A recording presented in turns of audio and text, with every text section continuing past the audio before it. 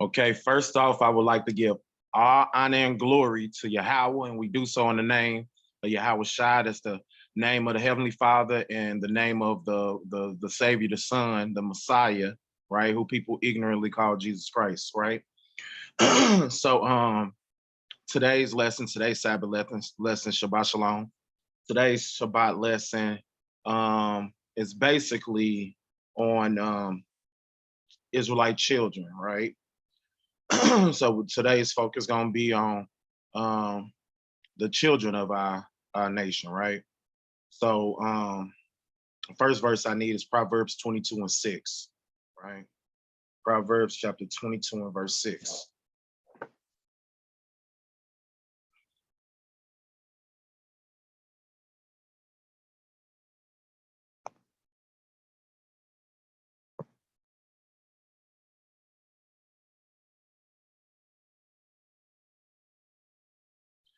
Okay, Salaki, give me 1 second. I got a screen that I can't get rid of.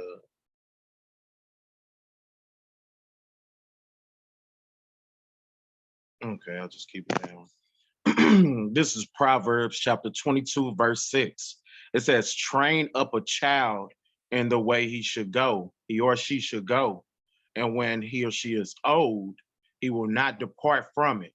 So the whole reason for you to implement the ways of the Most High to unto your children, right, is because if you do it while they're young, and if you do it often and like you're supposed to, right?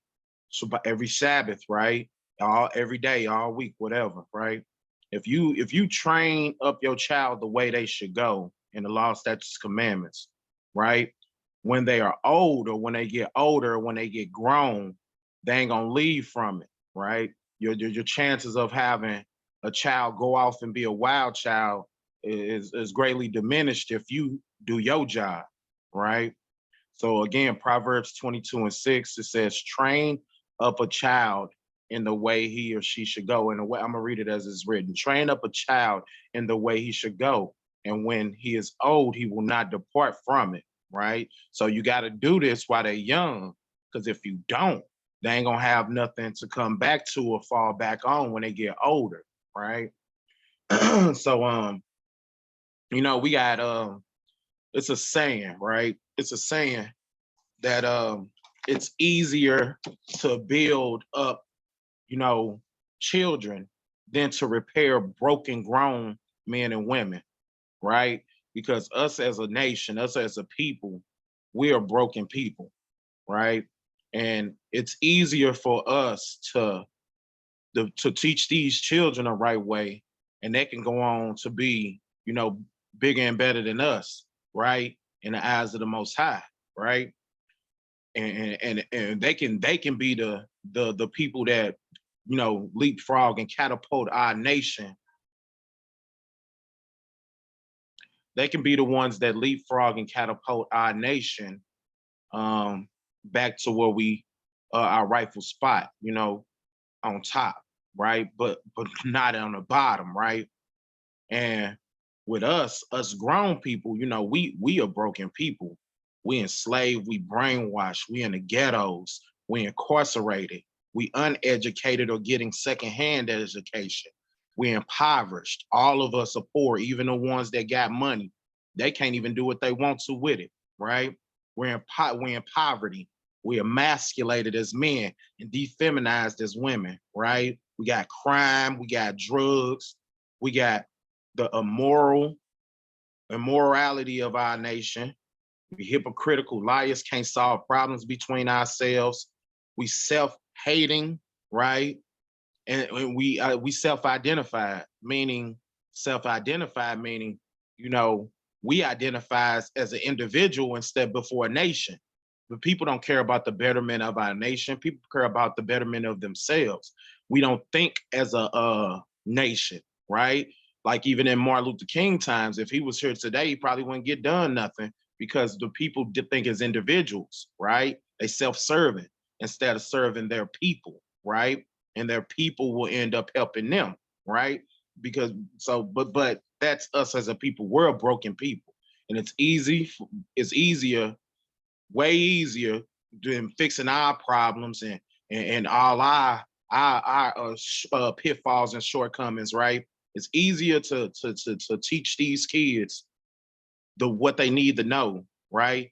And how like basically how to be the people that we are supposed to be, because we ain't it. We ain't the people that we need to be, right? Not us as a whole, right? And these kids, they can fix a lot of the stuff that we got messed up in our community, right? So I just wanted to put that out there. Next verse I need is Jeremiah 16:10.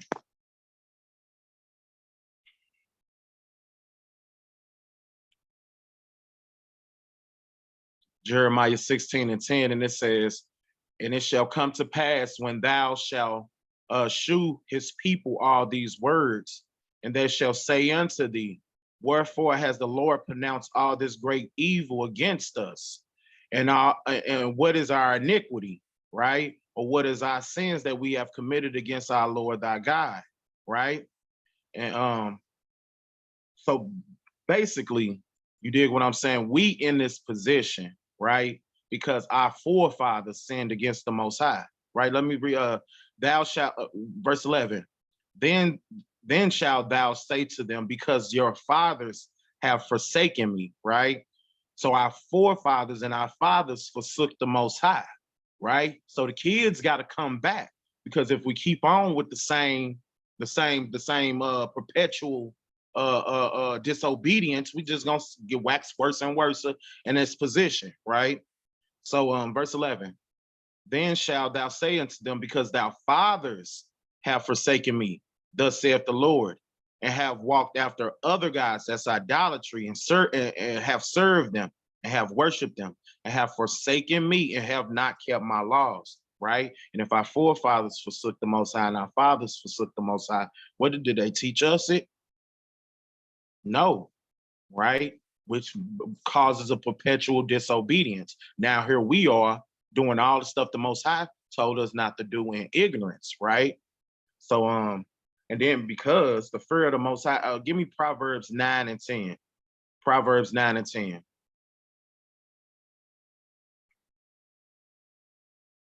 Because without the Most High, you see where we at. But Proverbs 9 and 10, it says, and the fear of the Lord is the beginning of wisdom. You're going to have to come back to the Most High and fear him. And then that's when your wisdom is going to start coming, right? Because that's what our nation lack, right? For my people are destroyed for a lack of knowledge, right? We lack wisdom, right? But if we come back to the Most High, that's when that knowledge, wisdom, and understanding come back to us, right?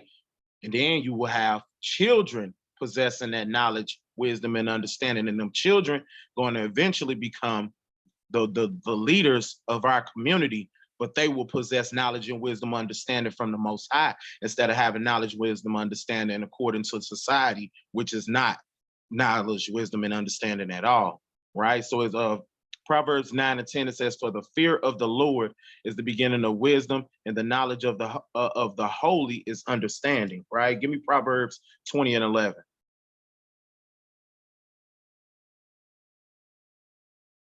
So we got to train up a child in the way they should go, right? Our forefathers disobeyed the Most High, right? Which got us into this position. How we get up out this position, right? Coming back to the Most High and teaching our children to obey the Most High. It's Proverbs 20 and 11. It says, even a child is known by their doings, right? So it ain't like your child is somehow immune to right and wrong, right? Your child still has to do what's right and what's wrong, and they're going to be known by that. You're going to be known by how your child conduct themselves also. Your child can stain your name, right? But it's Proverbs 20 and 11. Even a child is known by his doings, whether the works be pure or whether it be right, right? So even the children, the Most High looking at your actions. You ain't immune to the eyes of the Most High and the judgment of the Most High. There's plenty of kids that got judged in this book. Remember the elder and the kids was mocking him and all that, and he put a curse on them, and I think the wild animals and the dogs killed the kids, right? So your kids, this is Proverbs 20 and 11, one more time. Even a child shall be known by his doings, whether the works be pure and whether it be right, all right? Because we got We got the children. Actually, I got a precept to this. Let me get uh Isaiah 30, Isaiah 3 and 12. Isaiah 3 and 12, right? We're gonna see the children, we whether their works will be pure, because they're gonna be known by their works. So this is Proverbs 3 and 12. It says, as for my people, Shabbat Shalom, Auntie. This Isaiah 3 and 12, it says, as for my people, children are their oppressors, and women rule over them. And my people, which lead thee, cause thee to err and destroy the way of thy paths, right? The point I want out of here is the children of their oppressors, right? Because we got a nation of people, and we haven't taught our children the law, statutes, and commandments in generations and generations since we've been in this captivity. And we see our place in society and in the world as a whole waxing worse and worse and worse, because we don't have the law, statutes, and commandments, and we ain't teaching our children the law, statutes, and commandments, right? And the children are our oppressors. We got we got the all the boys being locked up, all the girls whores are gay, you dig what I'm saying? All the boys gay or locked up, you dig what I'm saying?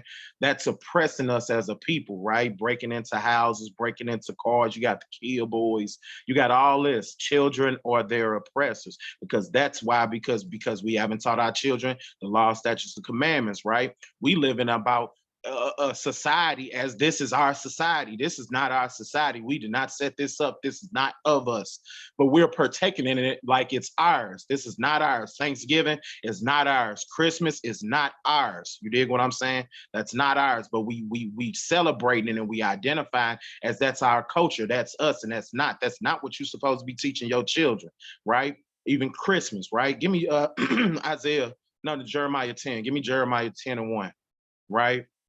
Even Christmas, right? When Christmas come around, right? You got Christmas on all the movies. Christmas movies come out. The Christmas music come out. They got actual albums dedicated to Mariah Carey. Make millions of dollars every year off of one song around this time. You dig what I'm saying? You got Santa Claus over all the cartoons and stuff. You're gonna have to counteract that if you're gonna teach your children. You dig what I'm saying? You're gonna have to do something, because either that or TV, social media, and the white supremacist school system gonna teach your kids instead of you, right? So you're gonna have to counteract that. You're gonna have to put up in my house, I always have an Israelite video or documentary or something, something talking about the word playing, right? Because the subconscious is real. Yo, subconsciously, you can learn, and you can be edified subconsciously, right? Right. If we learn slogans to companies subconsciously. Folgers, the best part of waking up. Folgers in your cup. Bye bye bye bye bye. I'm loving it. You never sat down and learned that, but subconsciously you learn it, right? So you're gonna have to counteract them demons when it comes that time of year. You're gonna have to do your part, because you got a job to do. If the Most High bless you with some kids, you ain't supposed to be trying to live your life. You know, black people, Israelite people, the only people that does that. Every other nation of people sit down and raise their kids. Israelite people, they want to live their life. No, you had that child. Now your responsibility is to raise up that child. Like go back to as Jeremiah, no, not Jeremiah. Proverbs 20, don't go back to it. I still need this verse. Proverbs 22 and 6 said, you dig what I'm saying? Train up a child in the way they should go, that they won't depart from it when they get older, right? So that's your responsibility. Your responsibility is to train up that child in the way they should go. And when you raise up that child and that child go on his way, then you can live your life. You dig what I'm saying? But your responsibility, your duty, according to the Bible, is to that child to teach them and raise them up the way they should go. But we got, like I said, Christmas around. Christmas finna come up, Thanksgiving. You got a lot of people that just woke up that said they Israelites, right? But now finna come a time where you're gonna have to be one in deed and not just in word, right? So you got a lot of people that say they the true Jews, right? And they profess that, but you're gonna have, it's more than that. Just knowing ain't nothing, right? We had people that were in a Babylonian captivity. We knew we was Israelites, and we were still going off and still committing idolatry, and still we were still in slavery, right? So knowing and doing it is two different things. You dig what I'm saying? But this is Jeremiah chapter 10 and 1. It says, hear ye the words which the Lord speaketh unto you, O house of Israel, because this book is written to Israelites, for Israelites, by Israelites, right? So hear these words which the Lord Yahweh speaketh unto you, O house of Israel. Thus saith the Lord Yahweh, learn not the way of the heathen. And that's what our people are guilty of. All are our people, right? Northern and southern kingdom. We follow the ways of the oppressor. We think these things are joyous, right? When we Thanksgiving finna come, you finna celebrate the murder of 77 million Native Americans, which is the tribe of Gad and Reuben. That's not joyous. That's not a thing to celebrate, right? But this is dealing with Christmas. It says, verse 2, thus saith the Lord Yahweh, learn not the way of the heathen. So we ain't supposed to learn how these heathens, who he's talking to, verse 1 say the house of Israel. So learn not the way of the heathens, and be not dismayed at the signs of heaven, for the heathens are dismayed at them. We see a blood moon, we see the chariots in the sky, that troubles them. That's good stuff for us, right? So don't be dismayed at them, right? Verse 3, for the customs of the people are in vain. So the customs, another word for customs, are traditions, right? So the customs or the people or the culture of these people are vain. For one cutteth the tree, vain means like should never even exist, right? But for one cutteth the tree out of the forest. So somebody cutting down a tree and work at the hands of the workmen with the axe. So they cut down a tree, verse 4, and they deck it with silver and with gold, and they fasten it with nails and hammers that it move not. Now you got somebody that cut it down a tree, fasten it with nails so the tree can stand upright by itself and it don't move, and they decorated it with silver and with gold. Verse 5, that it move not. Verse 5, they are upright as a palm tree, so it's standing upright, but speaking not, right? They must be need born, because they cannot go. Be ye not afraid of them. And this goes into Christmas and white Jesus, right? Because that white Jesus can't talk. That white Jesus can't save nobody. It can't cough. It can't swing. It can't blink. It can't breathe. It can't do nothing. It has no power. Now, a coon can walk up there believing it and try to do something, but that picture and that white Jesus has no power. You ain't got no picture of Yahweh or Yahweh Shai, right? Because they in everything. We don't need no picture to bow down to, right? But verse 5 again, they are upright as a palm tree, but speak it not. They must needs be born, because they cannot go. Be ye not afraid of them, for they cannot do evil, neither is it in them to do good, right? But the point is, scroll back up, it says, learn not the way of the heathen. Then it went on to tell you that the customs of the people in vain, and told you about this holiday or custom that these people have, where they cut down a tree and they decorate it and make it. And then actually it's basically, if you want to do a research and you want to go into it, it a little bit deeper and start, it's basically the celebration of Nimrod, right? It's devil worship, it's paganism. And Nimrod ended up dying and becoming a son, right? So every year on his birthday, December 25th, people put presents under the tree, right? This is way before Jesus supposedly died. That's not has anything to do with Christmas. I mean, we're talking about our first slavery in the Egyptian captivity. They were celebrating this custom, right? So this predates Yahweh's death, or who people ignorantly call Jesus Christ. This predates his death. This custom of cutting down a tree with the presents and stuff. This is an ancient pagan ritual, right? And we ain't supposed to do it. But you got a bunch of people that call themselves Jews now, or people that's just waking up, or just people that don't know what's going on. They finna force this up on their children. And the Bible already told you, train your child in the way they should go. This ain't the way you should go, right? So we wondering Because let's get into it. Go to Sirach chapter 30. Go to Ecclesiasticus chapter 30. Right. I'm starting at 1. No, am I? Um, yes, I am. I'm starting at 1. This Ecclesiasticus chapter 10. It says, starting at 1 from the top.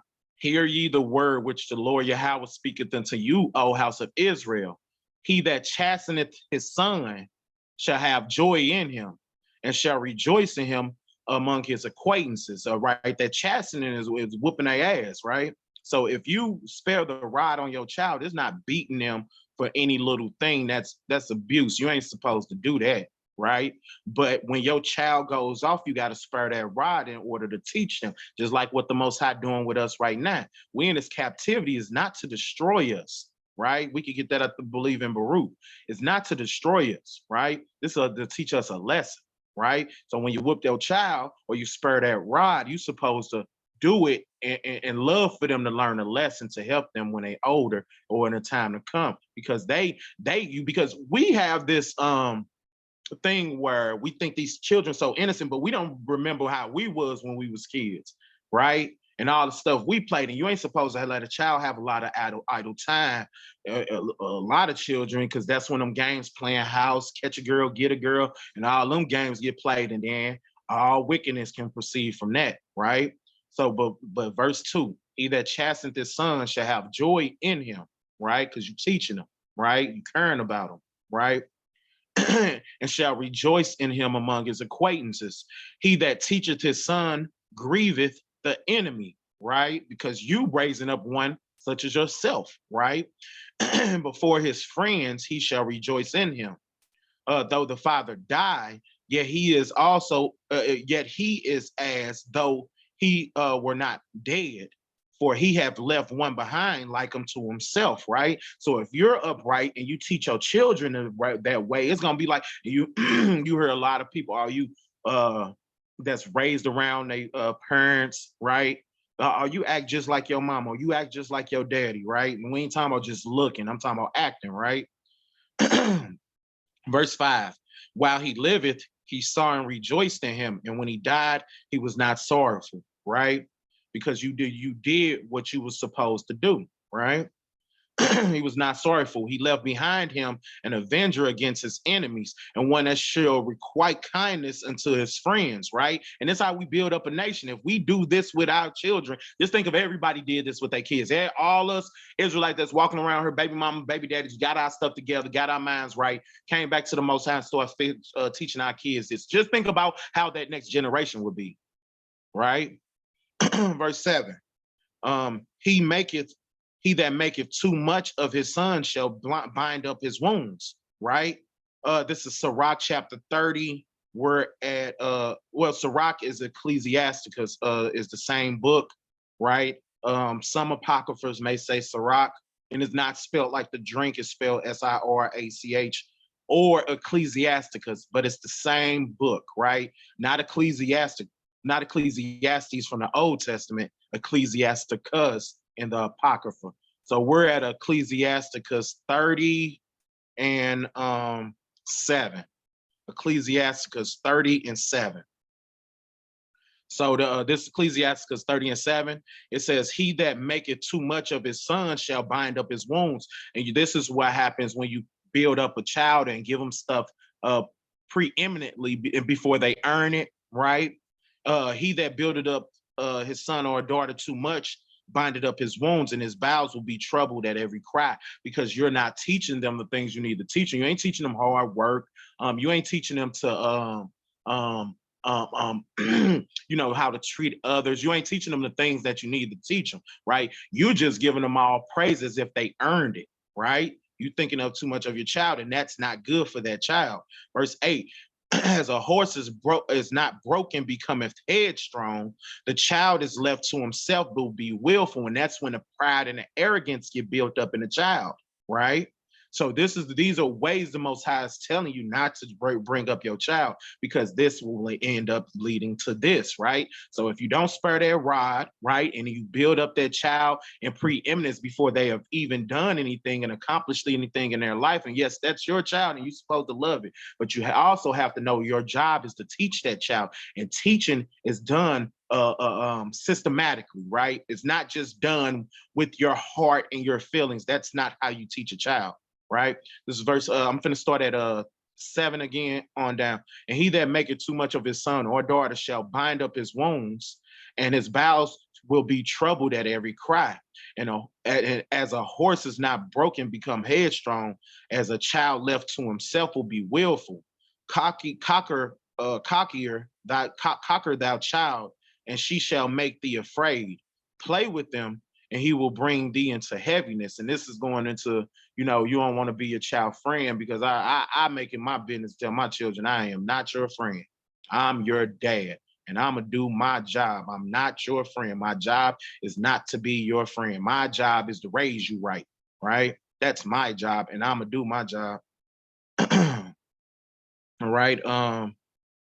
It says, and he shall make thee afraid. Play with him, and he will bring thee heaviness. Laugh not with him, lest thou have sorrow with him. And this is the child. This is not talking about you can't enjoy your 20-year-old, 30-year-old child. We're talking about a 7, 8, 5, you know what we're saying, right? Laugh not with him. And it's not saying you're not supposed to laugh with your child. It's a very because of knowledge, wisdom, and understanding, right? This is going into being your child's friend instead of because you can't go from disciplining your child, right, to trying to act like you're on the same level, right? No, it has to be a leader, right? Laugh not with him, lest thou have sorrow with him, lest thou gnash thy teeth at the end, right? That grinding and gnashing the teeth, right?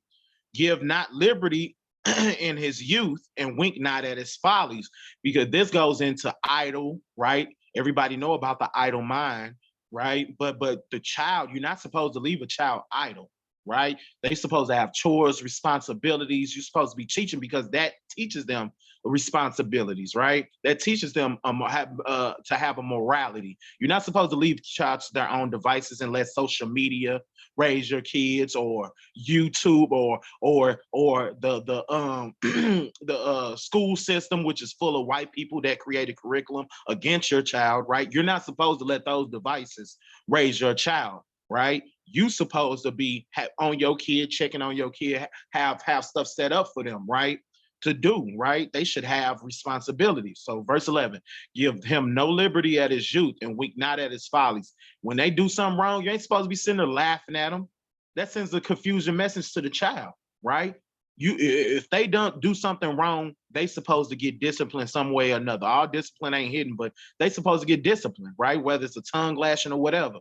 They supposed to know that that's not okay, right? You're not supposed to be winking at their folliness and acting like it's okay. Or that's just how they act. No, that's wrong. And you're not doing that child no service. You're actually doing them a disservice, right? Verse 12, bow down his neck while he is young, and beat him on the side while he is a child, lest he wax stubborn. Wax stubborn meaning get worse.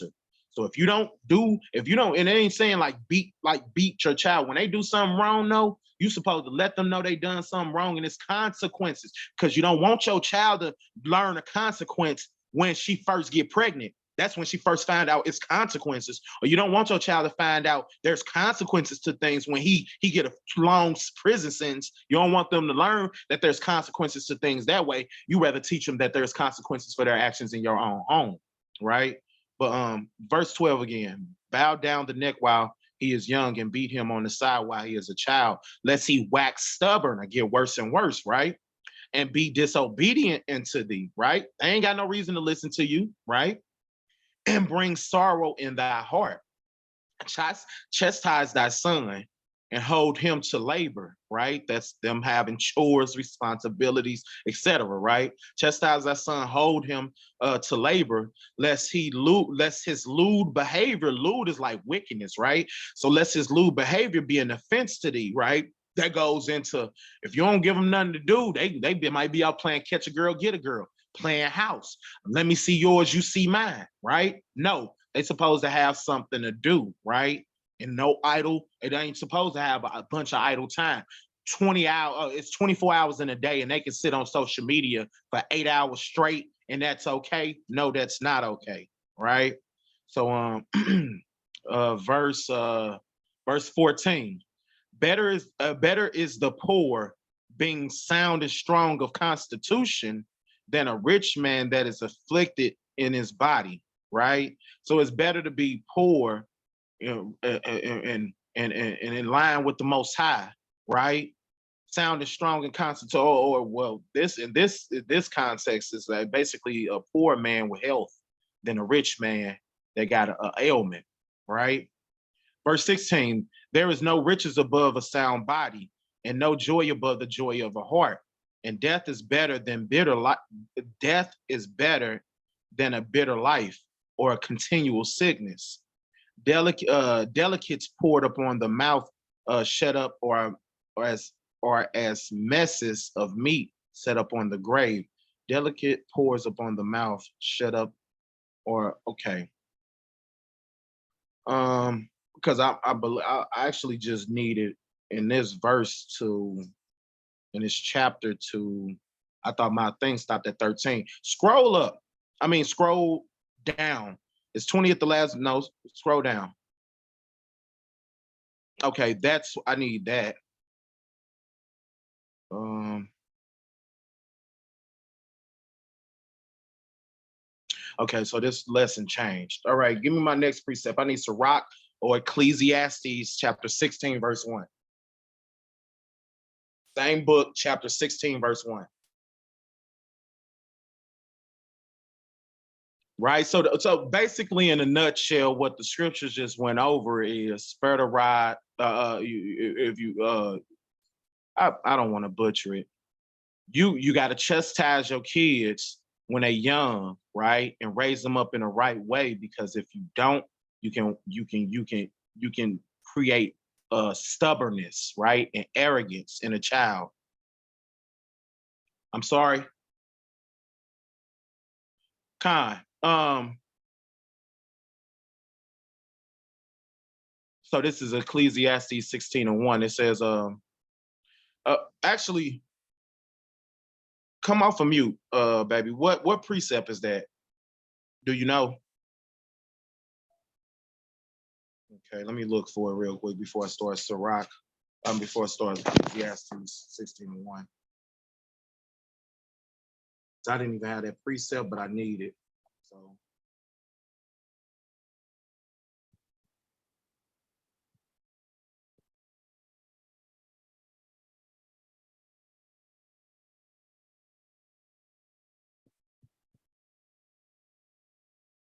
okay, let me get that real quick. It's Second Ezra 5 and 8, and then we're gonna come back to this verse. Second Ezra 5 and 8.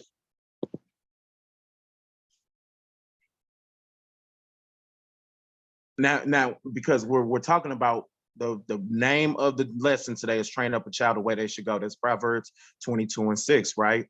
So this Second Ezra 5 and 8. It says, "There shall be confusion also in many places," right?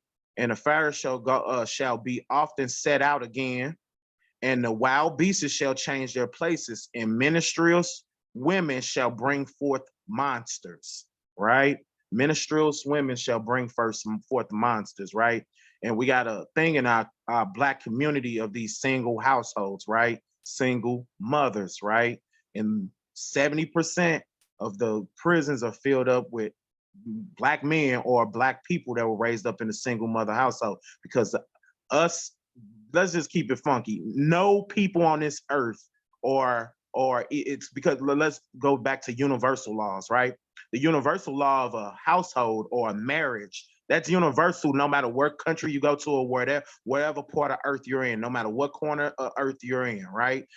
We were never meant, and our children were never meant to be raised in houses with just one parent, right? It's a yin and a yang, so to speak, with it, because women are meant to deal with children, true, right? Because women have way more patience than a man, way more, right? And that they are nurturers, right? But the man, he's the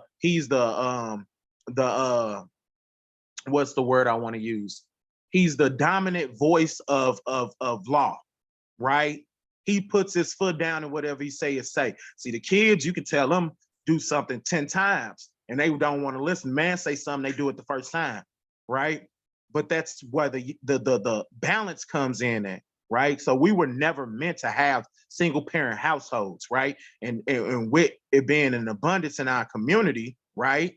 And women can't just fix that on themselves. A lot of women in the truth that still running single family households, but then that's when you're gonna have to get on your job even more, right? These scriptures mean even more now. You dig what I'm saying? Because the the wrong that can happen within your child is a greater chance of it happening, which means you got to be on your stuff a little bit more. Going back to the Christmas time of the year, you're gonna have to be on that a little bit more to counteract that, right? If you're single parent household by yourself, you can still do it. It's just gonna be harder. But now let's go back to Ecclesiasticus. Let's go back to Ecclesiasticus 16:1.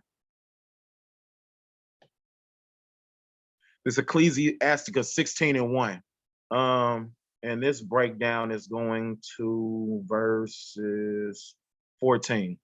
So Ecclesiastes 16:1, and it reads, desire not a multitude of unprofitable children, neither delight in ungodly sons, right? So you got some people that got 1 kid, so you got some people that got 10 kids, right? Well, 1 godly child is better than 10 ungodly children, right?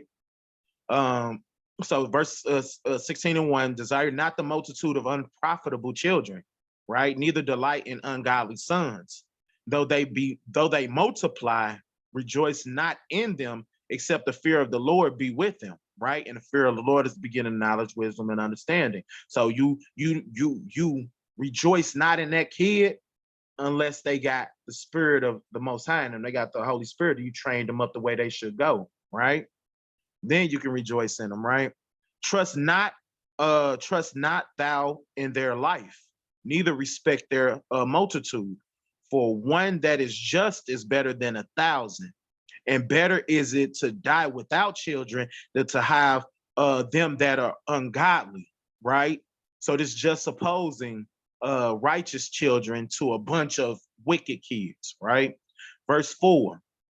For by one that hath understanding shall the city be replenished. So our cities are going to be replenished or rebuilt or built back up by the children that has understanding. That's the fear of the Lord, right? Not by the wicked kids that don't know God, right? Because that's a problem with our community, right? We don't even know God. We don't care to know him. We care more about society and what the white man talking about and what white man gonna give us a check than we care about our God, than we fear our God. We have no fear of the Most High within our nation. And that's what we need to get back to, right?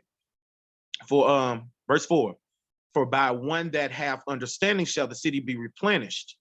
And but the kindred of the wicked shall speedily become desolate, right? Because they gonna get what's coming to them, because the wages of sin is death, right? And if you're not with the Most High, then you in sin, right? Sin is not something that you make up in your mind of being mean to people. That's not sin. Sin is not following the law, statutes, commandments of the Most High. Eating pork is a sin, right? Being a homosexual is a sin. Those are sins, right? Verse 5. Many such things have I seen with my eyes, and my ears have heard great things than these. In the congregation of the ungodly shall fire be kindled, and in a rebellious nation wrath is set on fire. Because we already know the prophecy says 2/3 gotta go, right? They ain't gonna come back into the kingdom as babies, right? 2/3 of our people are gonna die here, right? because they don't want to wake up. They don't want to stop celebrating Christmas. They don't want to stop celebrating Thanksgiving and Halloween. They just celebrated Halloween. They know Halloween got something to do with the devil. They know they doing a little devil ritual. They don't care. They pushing it off on the kids, right? So our people don't want to stop celebrating them things. Instead of selling our kids, hey, this is the Feast of Tabernacles when we came out our first slavery, and we need to celebrate this holiday because it's going to happen to us again because we finna come out of this slavery. We don't want to teach our kids that, right? We don't want to teach our kids about when we came out of Passover, right?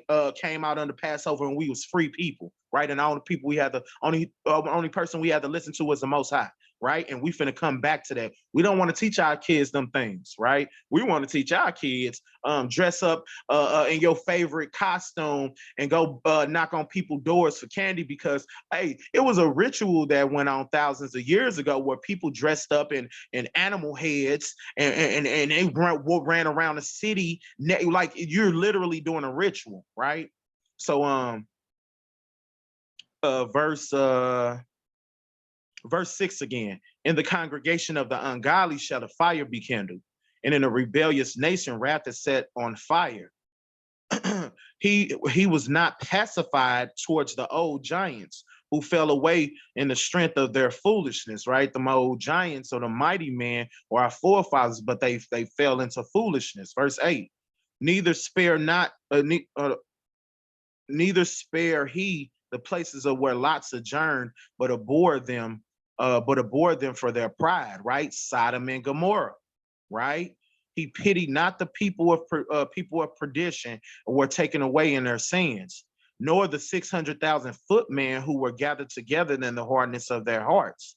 And if there be one stiff neck among the people, it is marveled if he escape unpunished. And that's how we need to be as a people, right? There shall be no whores of the daughters of Zion. There shall be no no effeminate of the men of Israel, no gays, right?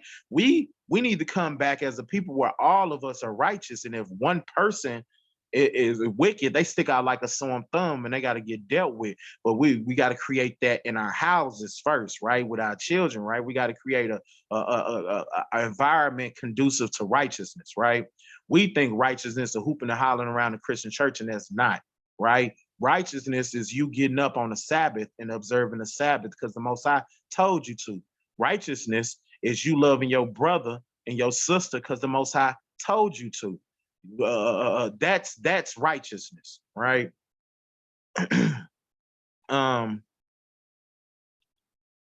Verse 12. Oh, no, 11. And if there be stiff necks among the people, it is marveled if he escape unpunished. For the mercy and the wrath are with him. He is mighty to forgive and pour out his displeasure. Hallelujah. And as his mercy is great, so is his correction also, right? So just like his mercy is great, he gonna have mercy on us. So is his correction great. His correction is how he gonna teach you to do what's right. Correction of the rod, right? This slavery is correction, right? His correction is great, right? So it ain't just all kisses and hugs. You dig what I'm saying?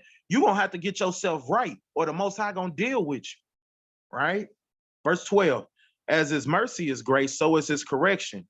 He judgeth a man according to his works. The sinner shall not escape his spoils, and all the patience of the ungodly shall not be frustrated. Make way for every work of mercy, and every man shall find according to his works. And we all know that's what you're gonna get. But the point of it is, back at the top, right?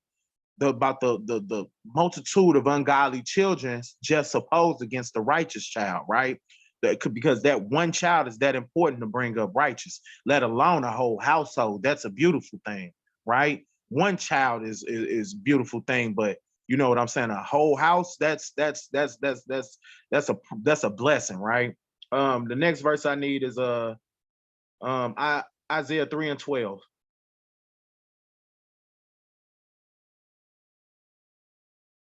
And then we're going right back to Apocrypha. I got a couple more points in Apocrypha. This is Isaiah 3 and 12. It says, okay, I already read this. Go to 2 Maccabees chapter 7. 2 Maccabees chapter 7, verse 26. Okay, we read this about a month ago on Sabbath. This about the elder, right? They tried to trick him to eating pork. he wouldn't do it, right? They tried to give him some other kind of meat, he wouldn't do it, right? But the point is in verse 26, this second Ezra 7:26, it says, behold, the time shall come that these tokens which I have told thee shall come to pass, and the bride shall appear. Not second Ezra. This is actually this is a point I need too. So let me make this point, and then I'm gonna go back to the chapter before this, right? I need in this chapter verse 23. So I can scroll up to 23, and then we can go back to second Ezra. I meant 6 and 20, 7 and 26. Okay, hold on. This 7 and 20. Hold on, no. Salakia. I need second Maccabees 7. I need 26 in this. Just go back. Just press back. Right there. It says, behold, the time shall come that these things. So this, okay. So I need a verse out of both of these chapters. And second Ezra 6 is the old man they tried to get the e-port. And second Ezra 7 is the woman and her, I think, 7 sons who they tried to get to e-port, right? So, but the point is, this woman dialogue with her son. This second Ezra chapter 7, verse 26. And behold, the time shall come that these tokens which I have told thee shall come to pass, and the bride shall appear, and she shall come forth and be seen. That's still not the verse, not second Ezra. That's my point. That's why I'm tripping at. Maccabees, second Maccabees, Salakia and Baba Kushas, Salakia, baby. Second Maccabees, I need chapter 6. Give me 6 and 23 first. So this is the old man. Salakia for that. I just wasted a couple minutes. It's cool. Second Maccabees, chapter 6, verse 23. And he began to consider discreetly, and as became his age, and the excellency of his ancient years, and the honor of his gray hair, whereon was come, and his most honest education from a child, right? Or rather, the holy law made and was given by God, right? So this old man, gray hair, right? He's reminiscing on the things that he was taught as a child, which is the laws of God. And he's still doing them in his old age. One more time. It's second Maccabees 6 and verse 23. It says, but he began to consider discreetly. So he thinking within himself as becoming of his age, right? So this wisdom with his age, right? And the excellency of his ancient years, wisdom, right? And the honor of his gray hair, whereon was come, and the most honest education from a child. So we back to the educating the kids, right? Just like Ecclesiasticus chapter 30 was talking about, right? You got to raise these kids up the way they should go, right? So he got this education as a child. He would not eat pork. He would not break God's laws because he's been following God's laws since he was a child. Now let's go to second Maccabees, the next chapter over. I need the verse 26 out of this chapter. And so this is second Maccabees chapter 7, verse 26. And it says, and when he had, now this is the woman and her 7 sons who were being put to death for not eating pork. Eating pork is a law of God, is against the laws of God, right? So they wouldn't break God's laws. This second Maccabees chapter 7, verse 26. And it says, and when he had exalted her with many words, she promised him that she would counsel her son.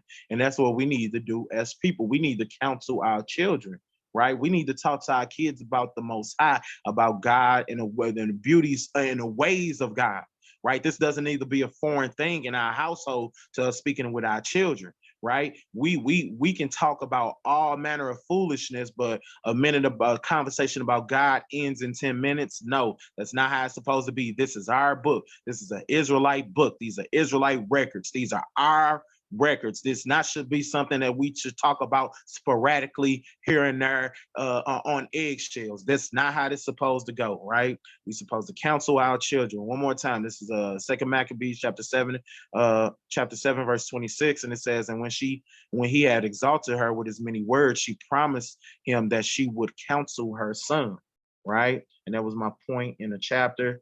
I need uh let's go Ecclesiasticus chapter 22.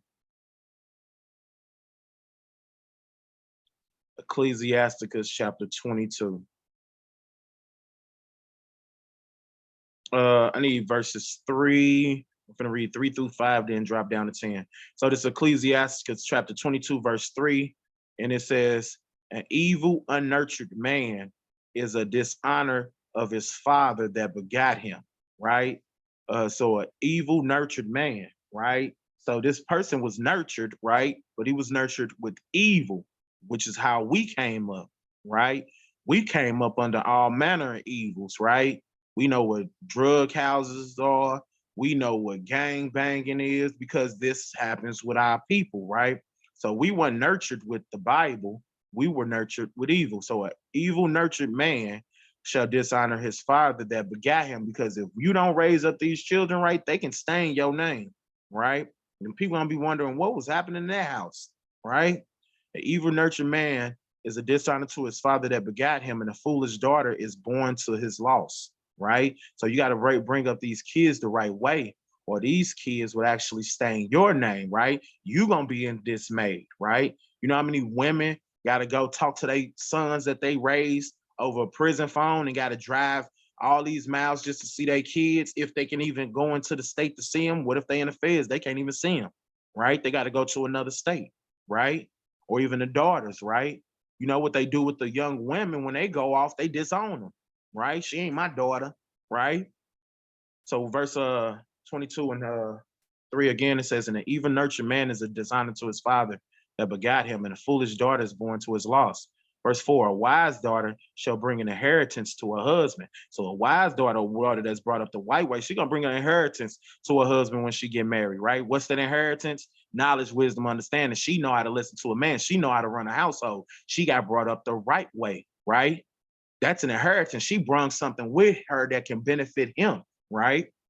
This is verse 4. A wise daughter shall bring an inheritance to her husband, but she that liveth dishonestly is her father's heaviness, right? She got 4 kids at 20, right?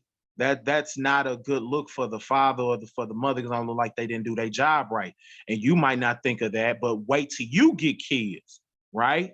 You don't want your son or daughter to be in that position, right? You want your son or daughter to be in the best position possible, right? And the best position possible is with somebody that loves them in a loving household, raising up their children, right? You don't want your son walking around and he got a baby mom, his girl, he got 20 baby mamas, right? And don't take care of his kids, or he taking care of another woman, 20 kids, right? Being a simp. You don't want that for your son. You don't want your daughter in an abusive relationship, or she a baby mama with 4 different baby daddies. You don't want that for your daughter, right? So verse 5. She that is bold dishonoreth both her father and her husband, right? So you got some women that not only do they put to shame their father, now their husband displeased with them, displeased with her, right? He don't like her either, right? And they both shall despise her. And a tale, and actually drop down to verse 10. That's what I need. It stops at 5. I need 10. And it says, but children being haughty through disdain and the want of nurture, right? So kids want the nurture, right? But they don't get it. They lack it, and they get evil nurture, right? But the children being haughty through disdain and one of nurture do stain the nobility of their kindreds, right? You are known by your fruit, right? Your children or your actual fruit of your loins, right? So you gonna know, especially if you got these young children, right? You can't, how you gonna be in the truth, right? And you got young children walking around here talking about WAP, right? That looks bad on you, right? You ain't doing your job, right? So you gotta train up a child the way they should go. So one more time, Ecclesiastes 22 and 10, it says, but children being haughty and through disdain. Disdain means like the lack of respect. They don't want to respect you. That's when the arrogance get built up, right? And the want of nurture, right? The want of nurture right? They want it, but they don't get it. So it's a lack of nurture, right? Through the stain and one of nurture do stain the nobility of their kindred, right? So you gotta, if you don't do your job, it is gonna come back on you. Trust me, it's gonna come back on you. If you care about your children, teach them the law, statutes, commandments. Teach them about the Most High. Teach them about them being Israelites. Teach them they the chosen race from God.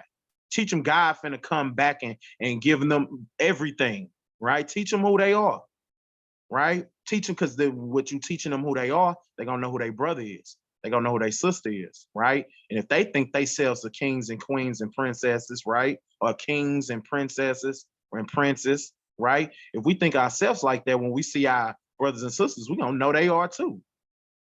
See, we gotta rethink ourselves, right? I need and it's a parable to this. It's the prodigal son parable. It's Matthew chapter 18, verse 15.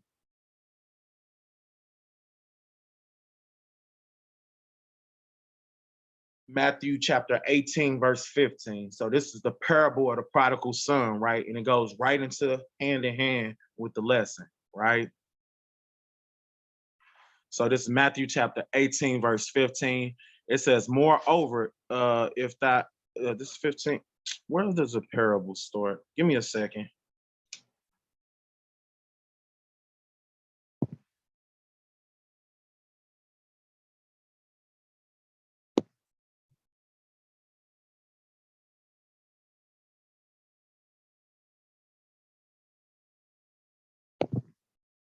So like, yeah, this one I should have had my own Bible put up. Give me 1 second.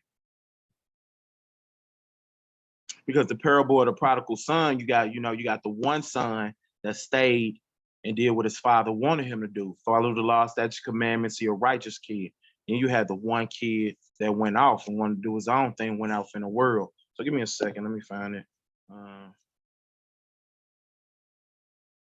know it's in Luke. I think I want this one on.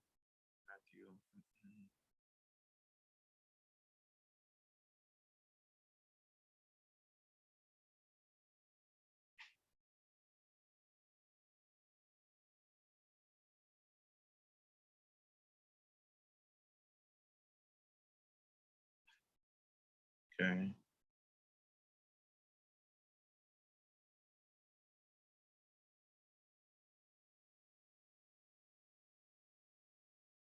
Okay, let me just get the one in Luke. Give me Luke chapter 15. Luke 15, is it 11?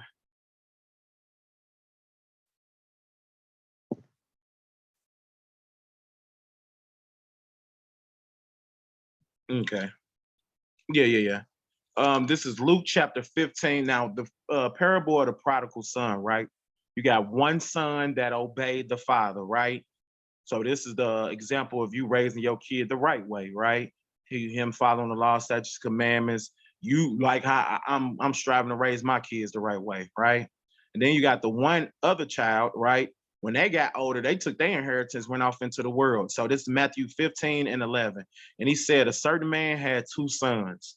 And the younger of them said to his father, Father, give me a portion of goods that falleth unto me, right? His inheritance. And he divided unto them his living. And not many days after, the young son gathered all together and took his journey to a far country, and there wasted his substance with rigorous living. So you got this child, they got grown, they went off, did whatever they wanted to do. They ain't listened to the way you brought them up in, right? And when he had spent all, and there arose a mighty famine in the land, and he began to be in want. So now this son going through something, right? So this is the reason why you should bring your child up the right way, right? This parable is meant to be taken. Actually, you use this parable to well, we as Israelites, we use this parable to explain the bringing a nation to us from into jealousy, right? When you go to Romans 11, it tells us that the Most High gonna provoke us to jealousy with a foolish nation, a nation of no people, right? That's this parable, right? The people that stayed down, that was Israelites that kept the commandments, right? When the other people come back in, it's gonna happen in this parable. When a brother come back, he gonna be mad, right? But we finna read it. But we're using this parable today because it has a different meaning today, right? And it's the beauty of the Bible. We finna show how if you train up a child on the way they should go, they're gonna have something to come back. They're gonna have a breadcrumb to come back to. If you don't do that, then they just lost out there, right? But again, we're at verse 14. And when he had spent all, there arose a mighty famine in the land, and he began to be in want. And he went and joined himself to the citizen of a country, and he sent him to his field to feed swine. Now, this child that left and wanted to do whatever he wanted to do, now he in subjection to a heathen, right? Feeding swine, right? Verse 16. And he would fain have filled his belly with the husk that the swine did eat. Now he eating what the swine ate. And no man gave unto him, right? Now he's suffering, right? So you got a kid, you raise them up right. They go out in the world, now they suffering, right? But you raised them right, right? Verse 17, and when he came to himself, when he remembered himself, and when he finally when the light bulbs finally went off in his head, right? Verse and hold on. Okay, and verse 17, and when he came to himself, he said, How many hired servants of my father have bread enough to spare and perished with hunger? He said, my father's servants got bread to give other people. Why am I sitting here being subject to a heathen, eating pig slop, right? And no man can't give me nothing when the servants of my father's rich and have more abundance than these people. I'm in the wrong place, right? That's what he thought to himself, right? Verse 18, I will arise and go to my father, right? I will arise and come back to the Most High, the law, statute, commandments. If you taught the kids that, right? I will arise and go to my father, and I will say to him, Father, I have sinned against heaven and before thee. They gonna come back, and if your kid disobey you and your daughter disobey you, right? And you teach them about the right way, you teach them everything you're supposed to do, and they go off when they get older. Well, if they come back to their senses and say, hey, I messed up, but I want to do what I supposed to did the first time, you're gonna welcome them with open arms, right? And that's what's gonna happen here. It says, I will arise and go to my father, and I will say to him, Father, I have sinned against heaven and before thee. I am no more worthy to be called thy son. Make me as one of thy hired servants. Now he in the dumps. You know what I'm saying? He vexed in his soul. You dig what I'm saying? He feel that he's failed his father, right? And it's how we feel when we sin against God. And it's how your child will feel if they go off and they coming back to you, right?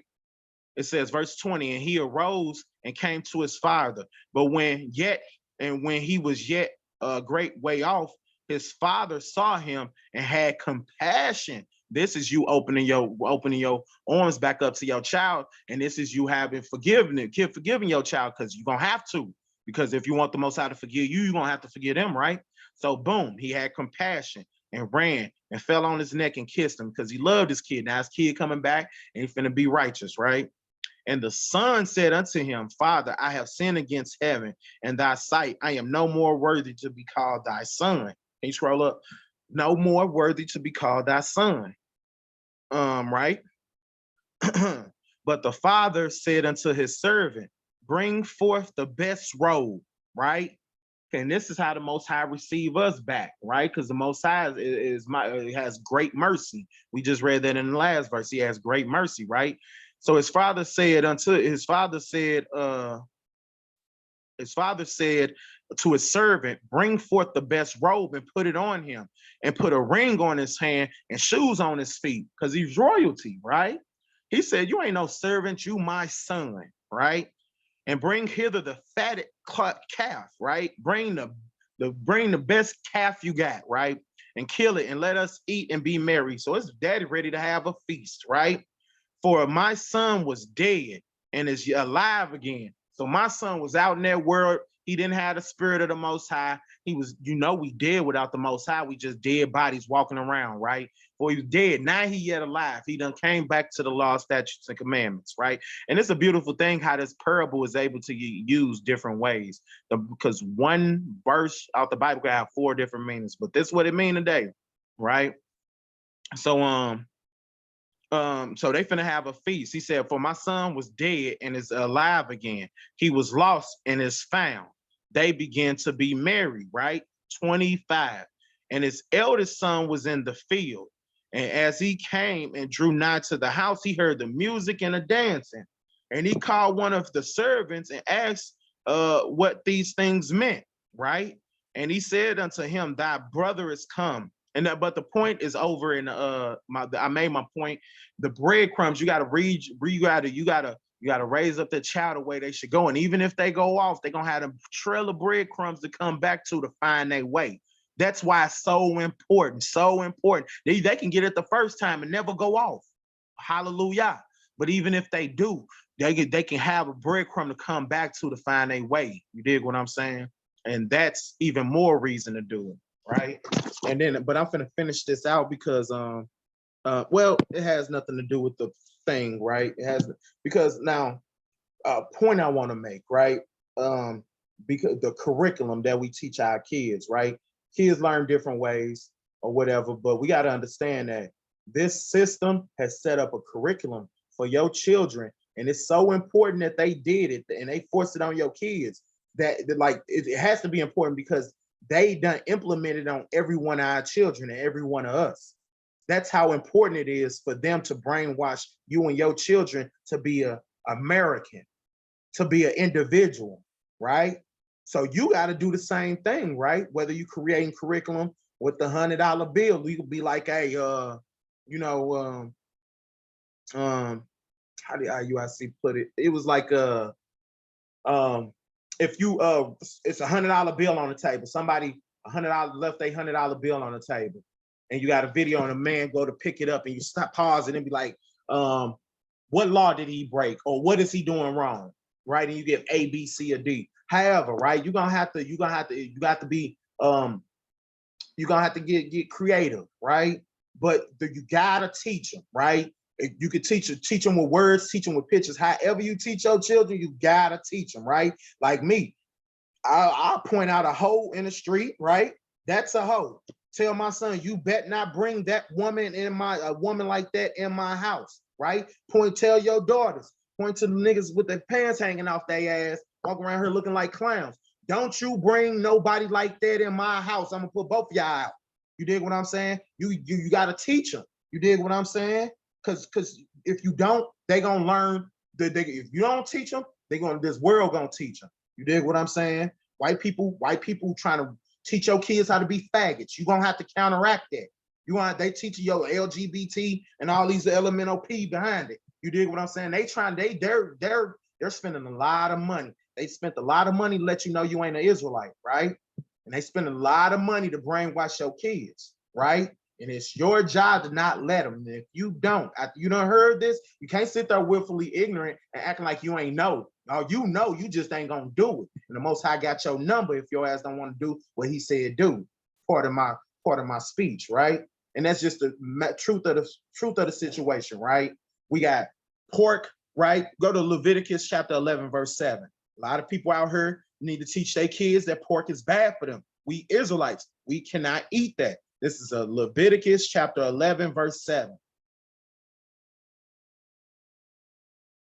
And it reads, and the swine, though he divided the hoof and be cloven footed, he chew not the cud he is unclean to you. He don't properly digest his food, he unclean to you. Pigs don't have pores, they don't sweat, all them toxins just stay in it. They don't get all the toxins through pen and feces. They all the toxins and bad stuff they just hold in their body. And when you eat your little pork bacon, even though it's turkey bacon and beef bacon, you eating that pork bacon, right?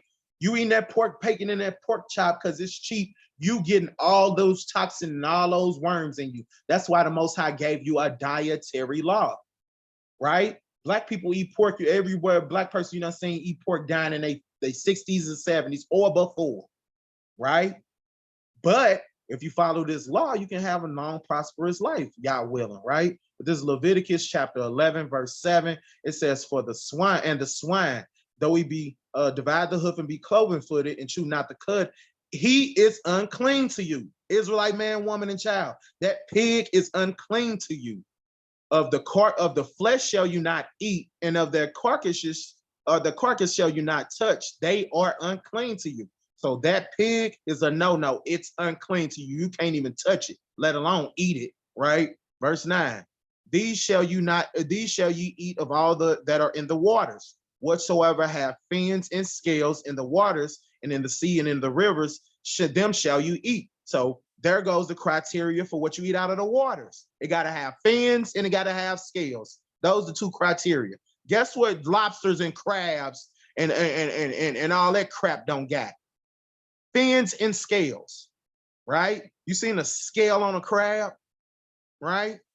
You don't see that these are bottom feeders, right? Just like the pig. These are animals meant to keep the earth clean, right? Those shrimp are meant to keep the water clean. Those are roaches. Shrimp are roaches. A crab is a water spider, right? Would you eat a spider? Like eat a bat? Like what are we doing? Right? We are eating things that we knew when we came here as slavery, we weren't supposed to eat that, right? It's literally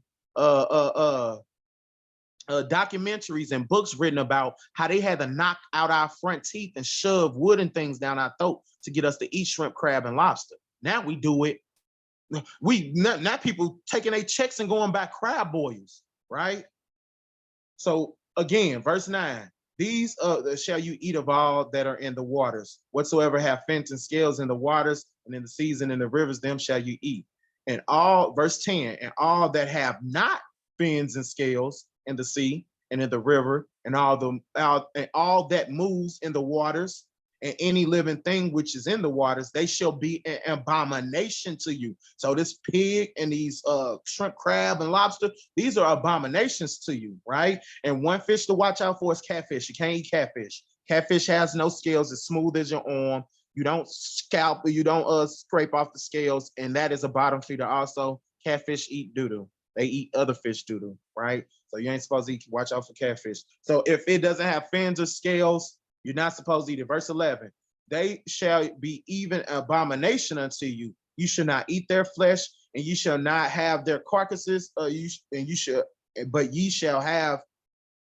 shall have their carcasses as an abomination, right? So you dealing anything with it is an abomination. No fins, no scales, right?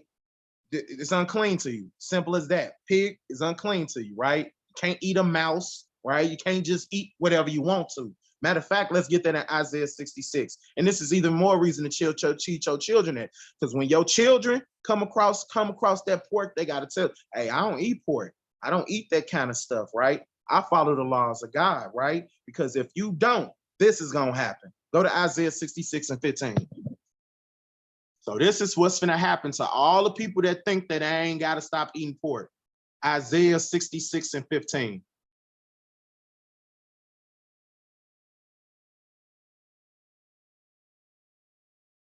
You there?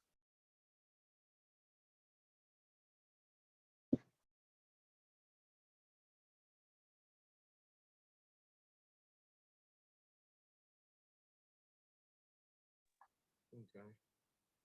Matt, no. Isaiah 66 and 15.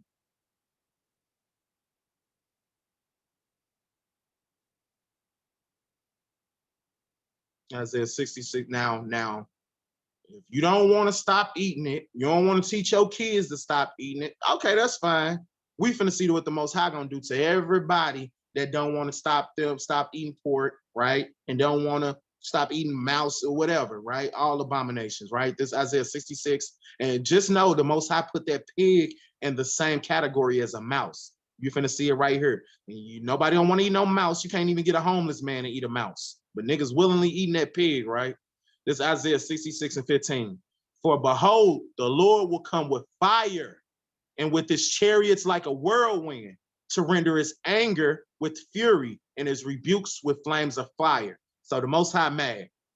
For by fire and by his sword would the Lord plead with all flesh. So how you gonna plead with all flesh? With fire and by his sword.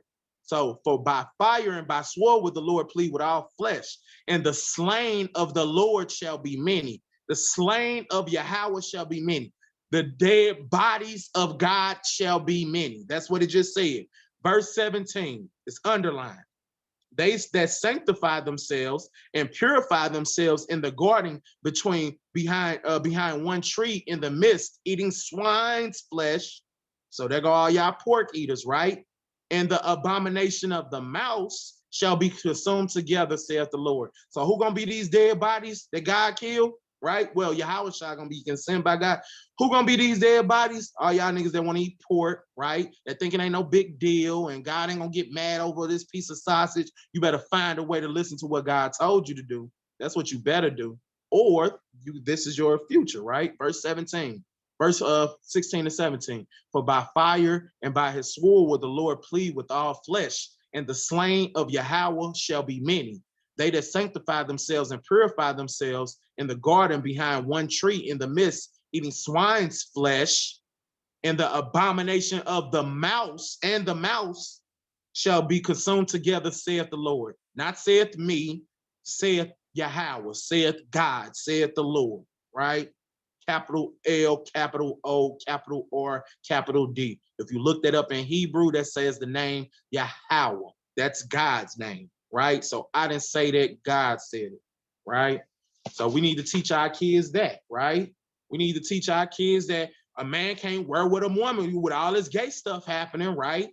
You need to let your kids know if you see a man with a dress on, that's wrong. You see a girl dressed like a dude, stud, that's wrong. That's wicked, right?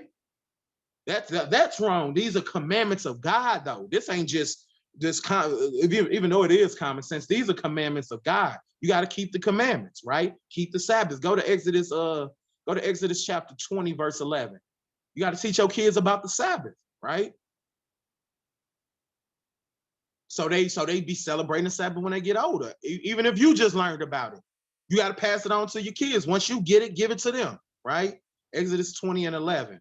And it reads, for in 6 days, the Lord Yahweh made the heaven and the earth and the sea and all that are in them. I'll finish it. And all that are in them, all that them is, right? And rested on the seventh day. Therefore, the Lord blessed the seventh day and hallowed it, right? So I'm Slakia. I'm got to read verse. I got to start at 8. Slakia. So remember the Sabbath day to keep it holy. 6 days shall thou labor and do all thy work, and Sunday is not the Sabbath day, right? So let me just give you the backdrop of the understanding, right? They didn't want you to know the Sabbath day, so they changed it, right? They changed it to Sunday. Sunday dealing with the sun worship. That's why you celebrate Nimrod's birthday, which is Christmas, right? That's all sun worship, right? Sunday, because each of the days of the week are named after a pagan god, like Thursday is named after Thor, right? So all y'all doing is pagan worshiping, is going devil worship is if you're going into church on Sunday, right? The true Sabbath is a Saturday, but the day doesn't begin when the white man told you it begins either, right? So the white man tell you the day begins at 12 o'clock, midnight, right? That's when the day ends and begins, midnight, right? Then you get, some people say it's when the sun comes up in the morning, but that's yourself telling you that. Like there's no scholarship behind that. But then the Bible says, we finna get it right after this. The Bible say from even to even, right? So when that sun goes down and the moon come up at night, that's when the day ends and the next day begins, according to the Bible. And don't think it's weird, because when a white man said 12 o'clock, you went along with it, right? The Bible says even to even. Let me get that. Go to Leviticus. We finna come. Well, hold on. Let me finish the Sabbath, because we gotta teach our children this Sabbath, right? Right. So 6 days shall thou labor and do all thy work, right? But the seventh day is the Sabbath of the Lord thy God, of Yahweh thy God. He's talking to Israelites, right? The Saturday is your Sabbath, Israelite man, woman, and child. That's your Sabbath, right? But the Sabbath day is the Sabbath of the Lord thy God. In it shall thou do no work. The Most High just gave you a day where you ain't got to work. That's what your Sabbath is. Just meditate on the Most High, read his word, don't do nothing, right? So thou shalt do no work, thou, nor thy sons, nor thy daughters, nor thy manservant, nor thy maidservant, nor thy cattle, nor the stranger which is in thy gates. Nobody can't do nothing, even if you got a slave. Nobody can't do nothing, right? For in 6 days the Lord made the heavens and the earth and the sea and all that are that in them is, and rested on the seventh day.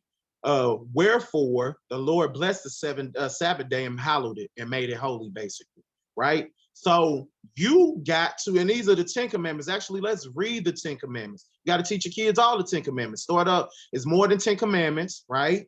Because being a homosexual is one of the commandments, right? You should not lie with a man as you lie with a woman, right? Bestiality, you can't lie with an animal. Those ain't in the 10 Commandments, but it's still a commandment, right? So, but let's read the 10 Commandments, right? Let's start at verse 1. It says, and God spake all these words, saying, I am the Lord thy God, which brought thee out of the land of Egypt, out of the house of bondage, because that's what Egypt was to us, captivity. And thou shalt have no other gods before me. That's the first commandment. We can't have no other gods with the Most High. There ain't no other gods. No white Jesus, no Buddha, no Islam, no none of that. It's the one true God. He made everything. God of the Bible, the God of Abraham, Isaac, and Jacob. His name is Yahweh. His son name is Yahweh Shai, right? As simple as that. All praises to Yahweh in the name of Yahweh Shai, right? So boom, you shall have no other gods before me. Verse 4. Thou shalt not make unto thee any graven images, right? Let's go back to the Jesus face. And while we ain't got no face for our Christ, for our Messiah, or face for the Most High, we ain't got no face, right? Thou shalt not make unto thee any image, graven image, or any likeness of anything that is in the heaven above, that is in the earth beneath, that's in the water under the earth. Thou shalt not bow down thyself to them nor serve them. So you can't, if anybody out here bowing down to a picture like white Jesus, it's people that bow down to that. That's the breaking the second commandment, right? Thou shalt not bow down thyself to them nor serve them. For I, the Lord thy God, am a jealous God, right? So he's jealous. He don't want you serving nobody else. That's you cheating on him, right? Visiting the iniquity of the fathers upon the children unto the third and the fourth generation of them that hate me, and showing mercy to thousands of them that love me and keeping my commandments. Thou shalt not take the name of the Lord thy God in vain, right? You ain't supposed to take the name of the Lord God in vain, for the Lord will not hold him guiltless that taketh his name in vain. So you ain't supposed to be around here swearing to God, even if you're telling the truth. But most people be lying. You ain't supposed to take the name of the Most High in vain. Remember the Sabbath day to keep it holy, right? So we just read that. That's the Sabbath commandment. 6 days shall thou labor and do all thy work.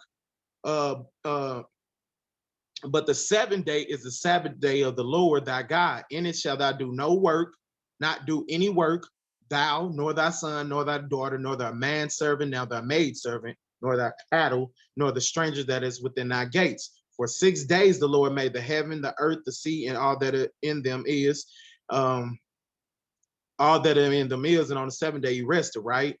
Wherefore he blessed it in the Sabbath day and hallowed it, or made it holy.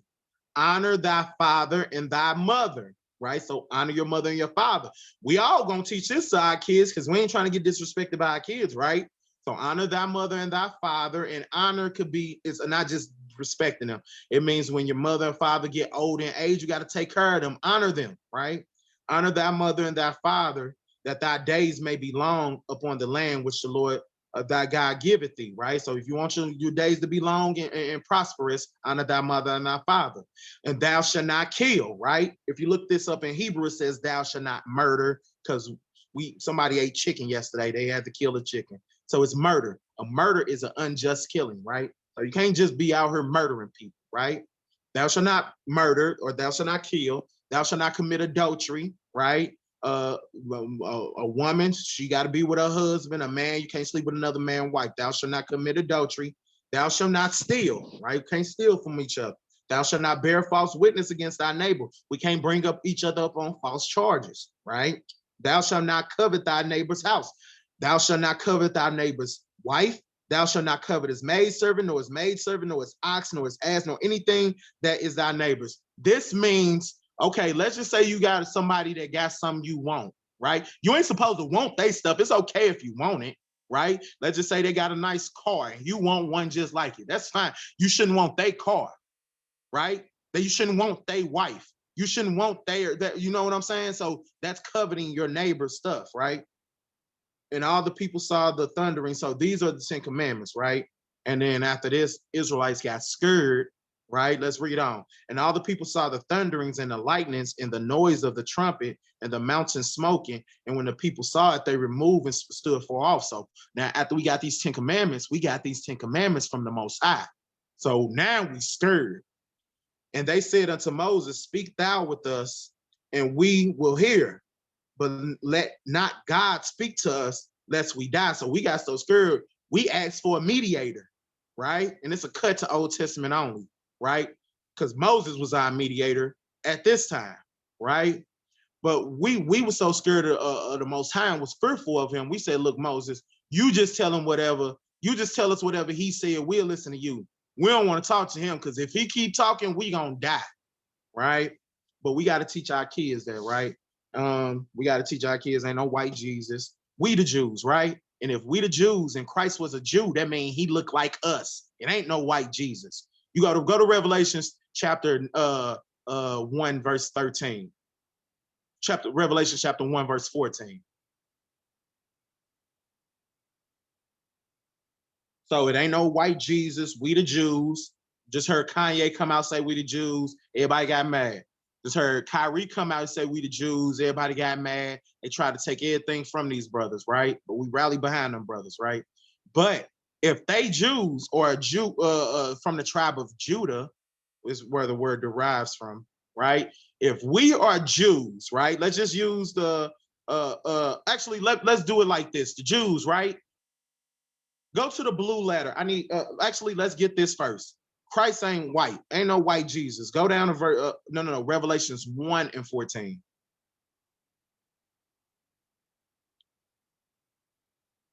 Baba Kusha, the water. So this is Revelations 1 and 14. It says, in his head, in his hairs, so the head on his head and the hairs on his face, his head and his hairs were white like wool. White is a color, wool is a texture. So it's white woolly hair. It's white as snow. So he got gray hair, but it's woolly. And his eyes were a flame of fire. He had red eyes. So that don't look like the Jesus picture. Oh, first off, the Jesus picture ain't got white woolly hair. The Jesus picture ain't got red eyes. So that's strike 2. Verse 15. And his feet like unto fine brass. Everybody know what brass is. Brass is the brown color, right? Looks like a penny, right? And his feet like unto fine brass. So he already brown, as if they burned in a furnace, right? So now you take that penny and you burn it in a furnace, what color is gonna be? And it's not burning, so it's not yellow. It said burned, ED, burned in a furnace. So if you burn anything, it get darker. So you take that brown penny and burn it in a furnace and it gets darker. So that's the color of who we call Christ. But let's get a second witness, because in a mouth of 2 or 3 witnesses must a matter be established, right? Go to Daniel chapter 10, verse 5.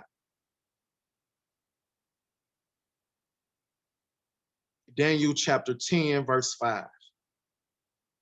So let's hear another person saying him, what he described as.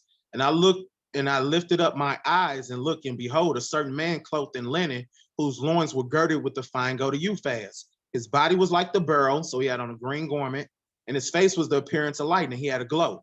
And his eyes were the lamp of fire. They go to red eyes again. And his arms and his feet. So it just said his feet last time. Now it's his arms and his feet. His arm and his feet like in color to polished brass, right? Polished brass. Go to the blue letter. Let me show something real quick. I got two things I want to prove in a blue letter. So it says this color was like polished brass, right? So it said it was burned in Revelations. What it actually says it here too. We finna show you though. I need the blue letter when it pop up, right? I need you to go to Daniel in the Old Testament, this verse, Daniel 10, and I believe it's like verse 6.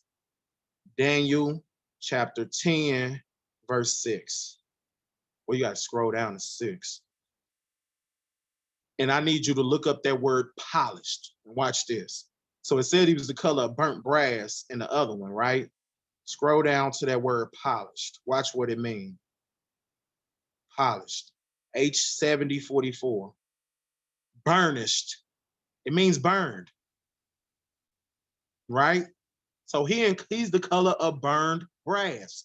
He's a dark-skinned man. But let's prove the Jews are dark-skinned people. I need you to go back. Go to Acts chapter 3, Acts chapter 13, verse 1. No, in the blue letter. I got to look up a word. So no white Jesus, because who people ignorantly call Jesus his real name is Yahushua. He's a black man. What you would call a nigga, which is the word we're finna look up in the Bible, because the people of the Bible were called niggas, right? So this is Acts chapter 13, verse 1. And it says, now there were at the church, let me read the verse first, baby. Now there were at the church that was at Antioch certain prophets and teachers as Barnabas and Simeon that were called nigger. Now some people gonna say this word is niger, right? But let's see if the word is niger or nigger, right? Let's see what they was called. Scroll down to this word and let them say it. There were certain prophets and teachers as Barnabas and Simeon that was called, hit that. Oh, they ain't gonna let me play it. I bring my iPhone here. Bring my other phone here real quick. I'm gonna have to play it like this. It's fine. It's 1,000 ways to skin a cat.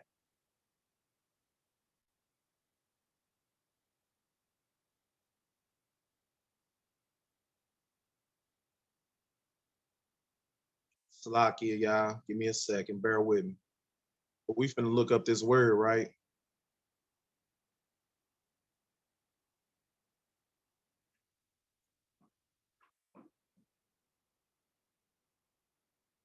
No, I got it.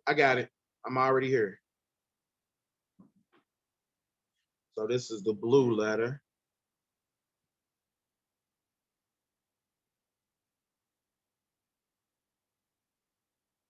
And we're in, oh, no, we're in the New Testament. Okay, we're in Acts 13 and 1. Right. Coordinates. We're finna scroll down. That word is G3526, right? And this is how you say the word.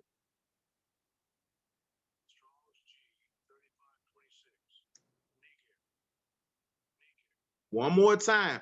Y'all see this? It's right here in front, right in front of your face, right? This is G3526, that word nigga, right?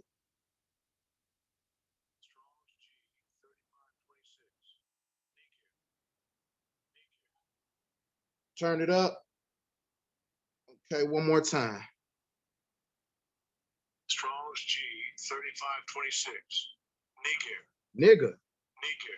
Now let's read this verse again, knowing that word is nigga. Go back so I can read the whole verse. Wow. Now there were at the church that was at Antioch, right? Certain prophets and teachers as Barnabas and Simeon that were called nigger. Well, we just proved that Yahushua, which is a Jew, is a black man, and they calling them niggas. So that white Jesus is out the window. Can't find, he ain't on one page in his book, not one, right? So throw that out the window. We teach your kids about Sabbath, and we got grace right now. So this is the time to do it. This is the time to get you, yourself, and your household together. We're under grace. If you was a homosexual, a faggot, if you was a what you would call a dyke, a stud, whatever the words they use nowadays, right? You used to get put to death for that, but now you're under grace. Instead of getting put to death, you got a chance to repent and come back to the Most High. So whatever you're doing that the Most High don't approve of, you need to get rid yourself of it, come back to the Most High, repent, and stop doing it, and get you and yourself together and your family together so you can get up out of here, so you get saved from her. Because this place is finna go. This place is finna burn, thus saith the Bible. This place is gonna burn. And if you don't get right, you're gonna burn her with it. That's in the Bible. We can handle that on another day. You dig what I'm saying? But that's my lesson for today, y'all. Train up your, let me end it with Proverbs 22. Give one more time, Proverbs 22:6. We ended on that. Actually, let me make this point one more time. Our people are broken people, right? And it's way easier than fixing grown people with all these problems than to raise these kids up in the right way. It's very easy to raise these kids up and build these kids up in a righteous manner than to fix all the problems our grown selves have. You dig what I'm saying? Because we are messed up. We enslaved. We got gentrification. We got ghettos, incarceration, uneducated, secondhand education. We in poverty. Even the ones that got money can't even use it to help us. You dig what I'm saying? We emasculated as men. We defeminized as women. We got crime. We got drugs. We immoral. We habitual liars. We can't solve problems between ourselves, self-hating and self-identifying, meaning again, people identify as themselves before they identify as their nation. So we can't build up as a nation because we got too many people ain't identifying as a nation. They're only identifying as themselves. They're self-willed, right? So we got all this dealing with us grown people, right? It's way easier than fixing all that stuff with our grown selves than to just build up the kids in the right way. We can just teach the kids the law, statutes, commandments, and build them up in the right way. And then that next generation will be our future, our leaders. You dig what I'm saying? And we would have did a service for our community. And that our community will be that much better. You dig what I'm saying? So that's the statement I wanted to make. And then I want to end it on Proverbs 22:6. And it's Proverbs 22:6. And I'm gonna end it with this. Train up a child in the way he or she should go, and when he is old, he will not depart from it. So raise your kid the right way by the law, statutes, commandments. Teach them to fear the Lord, have faith in Yahweh Shai. Teach them that, right? If you ever want to teach your kids something, teach them that. That's gonna go way further than anything else you can teach them, right? You teach them that, and then it's gonna reciprocate through the rest of our nation, right? Oh man.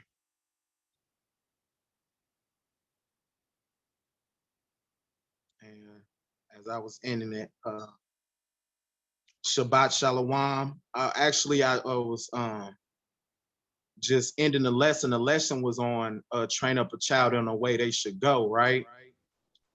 I don't know. Train up a child on the way they should go.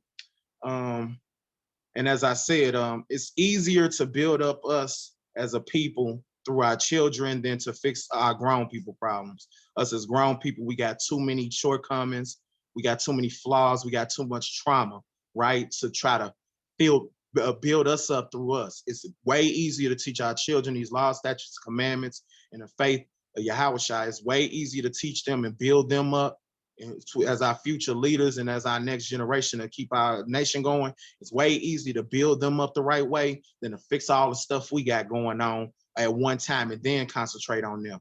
Get yourself together as good as you can, and then you need to get your house in order, right? Because according to the Bible, if you don't get yourself together, when the Most High come back, if you can get your kids killed with yourself. It ain't just you that can get the judgment. You can have the judgment fall upon your kids. So get your kids together. You dig what I'm saying? Just like you get yourself together, and we got to come back and follow these laws, statutes, and commandments as a people, right? Not just as individuals, right? Can't be a single mother or a single father. I used to be a single father, so you can't be a single mother or a single father, and you claiming to be in the truth, and your children out here talking about WAP and all this other foolishness. You know what I'm saying? That's a stain on you. That means you ain't doing your job. So with that, I just want to say, I want to give all honor and glory to the Most High. His name is Yahweh. And I do so in the name of Yahweh Shai. That's the name of our Messiah and our Savior, right? And with that, I want to say Shalom. Shalom. Shalom. Shalom.